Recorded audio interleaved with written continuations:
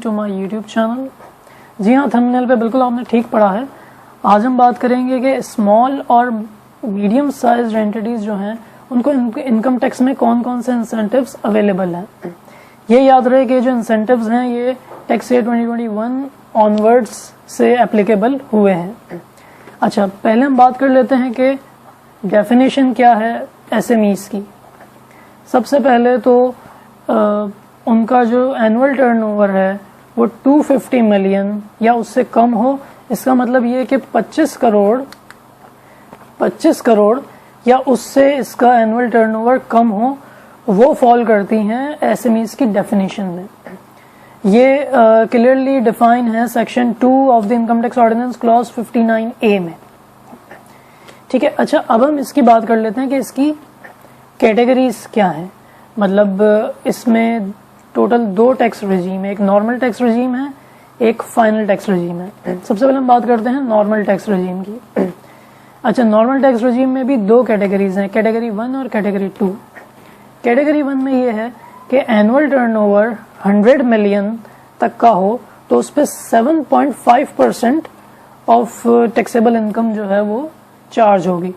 और अगर कैटेगरी 2 में जो एनुअल टर्नओवर है वो 100 मिलियन से ज्यादा हो मगर 250 मिलियन से कम हो, यानी 10 करोड़ से ज्यादा हो और 25 करोड़ से कम हो, तो उस सूरत में 15% ऑफ द टैक्सेबल इनकम इसमें चार्ज होगी।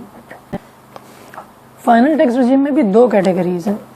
पहली कैटेगरी वही है, अगर 100 मिलियन तक का टर्नओवर है एनुअल टर्नओवर तो उसमें 0.25% ऑफ ग्रॉस टर्नओवर चार्ज होगा।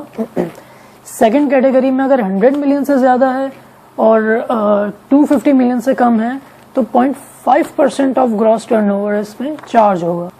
अच्छा, फाइनल टैक्स रिजीम का ऑप्शन आप तभी एक्सरसाइज कर सकते हैं जब आप इनकम टैक्स रिटर्न फाइल कर रहे हो, और वंस ये जब ऑप्शन आपने एक्सरसाइज कर लिया तो 3 साल के लिए ये इररिवोकेबल हो जाता है। इसका मतलब ये है कि 3 साल तक फिर यही ऑप्शन आपको एक्सरसाइज करना पड़ता है। अच्छा, फाइनल टैक्स रिजीम के ऑप्शन को एक्सरसाइज करने का एक फायदा ये है कि जो सेक्शन 177 और सेक्शन 214C का जो ऑडिट होता है वो इस पे अप्लाई नहीं होता। मतलब ये लोग आपको ऑडिट में, एफबीआर वाले आपको ऑडिट में सिलेक्ट नहीं कर सकते। अगर आप नॉर्मल टैक्स रिजीम में रहते हैं तो उस सूरत में आपको ऑडिट में सेलेक्ट किया जा सकता है।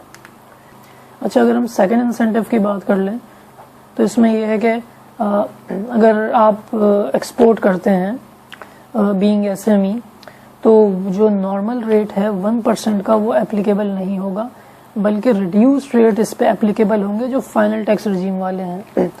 मतलब 0.25%, 100 मिलियन तक का अगर टर्नओवर है उस पे, और अगर 100 मिलियन से ज्यादा और 250 मिलियन से कम है तो उस सूरत में 0.5% आप पे ये रेट एप्लीकेबल होंगे। थर्ड इंसेंटिव ये है कि जो मिनिमम टैक्स है सेक्शन 113 वो इस पे अप्लाई नहीं होता, वो इनके लिए एप्लीकेबल नहीं है।